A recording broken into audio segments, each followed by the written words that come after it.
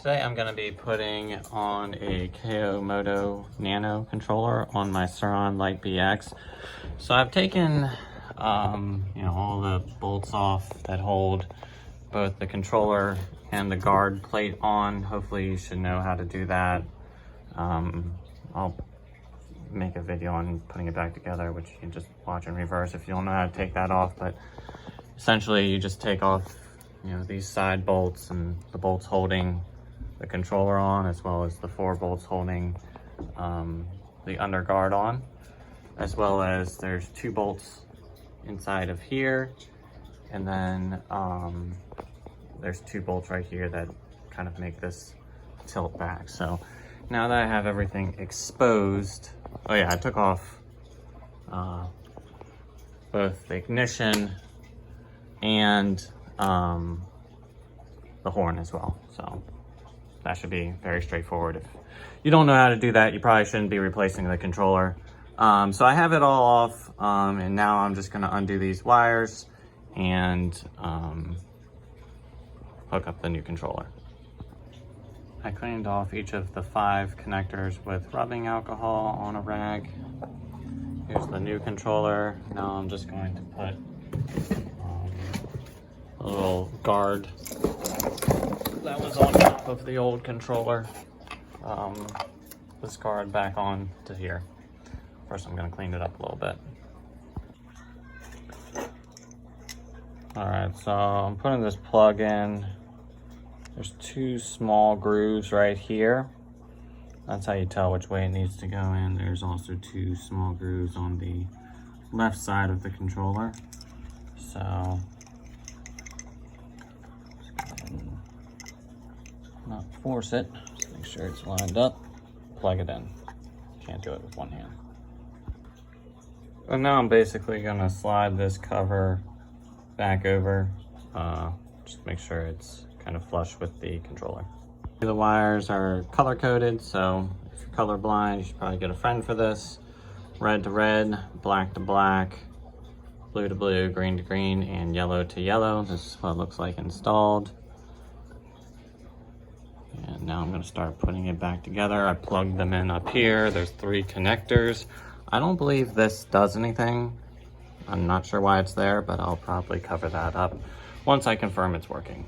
What you're going to do next is, while you have it all apart, because in case it doesn't work, but while you have it all apart, you're going to want to download the KO app off of komodo.com, or just Google it.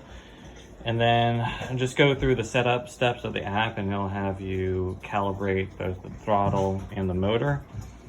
Select your battery and your motor, and then it will tune it specifically.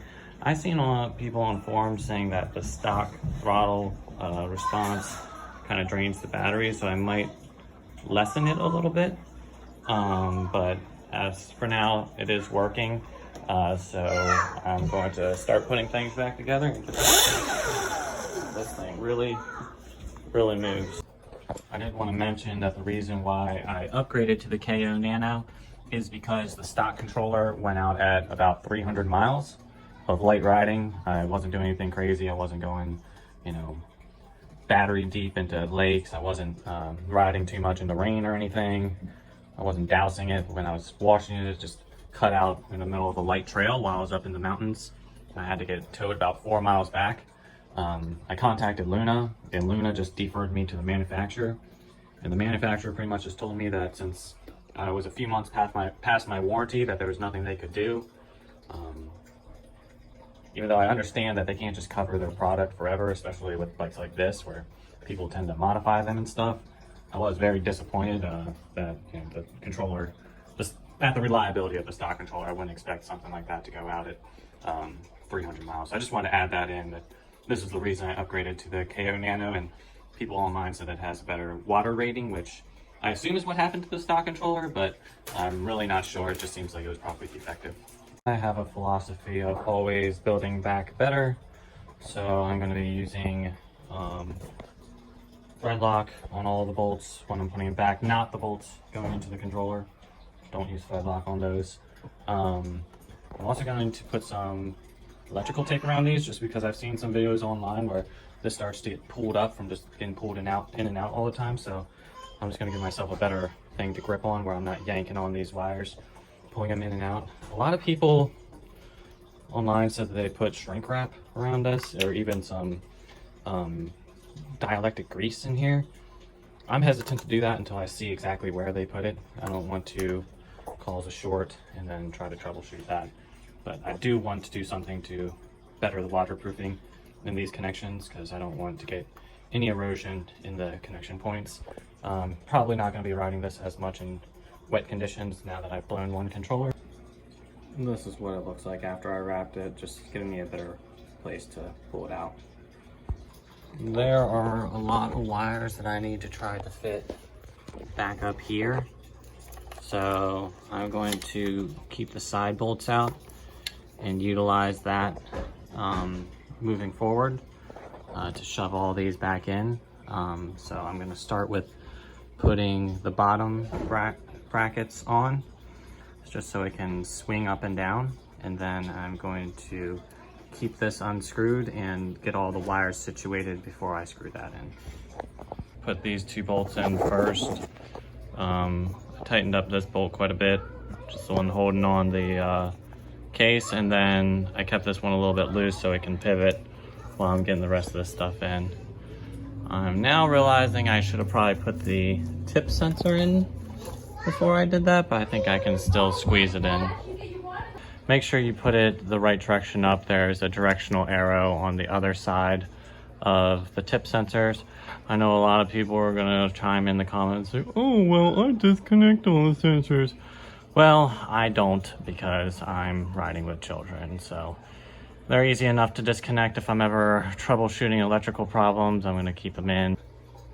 I installed the horn before shoving all the controller wires back up into this top crevice where it was before, right behind the horn. I think it's going to be important to get all those wires placed neatly up there.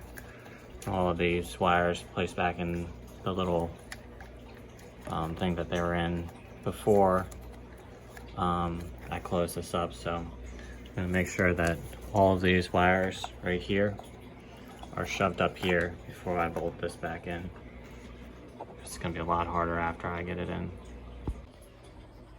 So I put the 2 side bolts back on, and the same thing goes with all the bolts on this bike. None of them need a crazy amount of torque, just hand tightened, nothing too excessive. I just get it snug and then just give it a light twist, especially with that Loctite on there. I don't think it's gonna be coming out. The only ones that you really need to worry about is the ones on the controller. Just want to make sure that there's no, bridges or anything like that. But again, just hand tightened, no crazy torque. If I were to guess the foot-pounds, probably 8 to 10. But again, I wouldn't quote me on that. Just hand tighten. Don't over tighten it, and you should be fine. I also put some zip ties back around this little casing that holds all the wire connectors, just to make it all neat and tidy. So now I will be testing it one more time, and then I'm going to be screwing the ignition back on, as well as tightening down this wire up here, or I'm sorry, these bolts up here, and then yeah, that should be about it.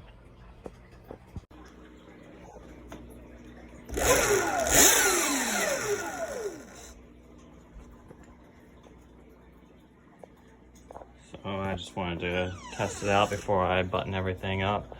I put the protector cover back on right here, making sure these wires were in front of it.